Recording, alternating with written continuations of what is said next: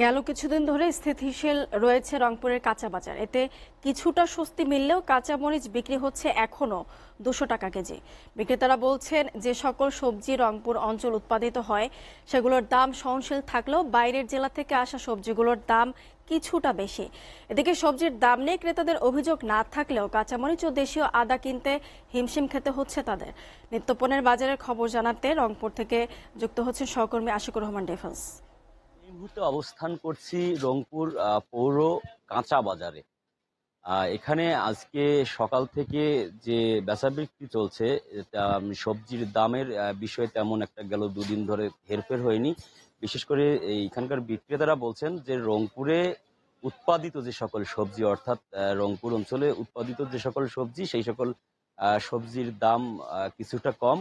আর যে সবজিগুলো বাহিরের থেকে আসে, অর্থাৎ বগুড়া কিংবা অন্যান্য জেলার থেকে আসে, সেই সকল সবজির দাম তুলনামূলক কিছুটা বেশি।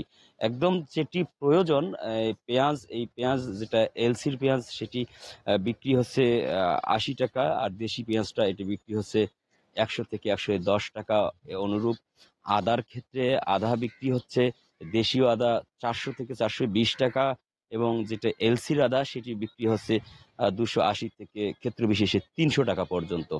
আর নিয়মিত যে সবজিগুলো বাজারে আসে, লাউ, ঝিঙ্গে, পটল, করলা, ঢেঁড়স, শসা সহ আলু, গড় একটা যদি হিসাবে বলা যায় তাহলে এগুলো একদম ৫০ টাকা কেজির মধ্যেই সীমাবদ্ধ রয়েছে। কিন্তু আজকে দেশীয় আলুটা এটি হচ্ছে যে খুচরা বাজারে ৬০ টাকা কেজি ধরে বিক্রি হচ্ছে।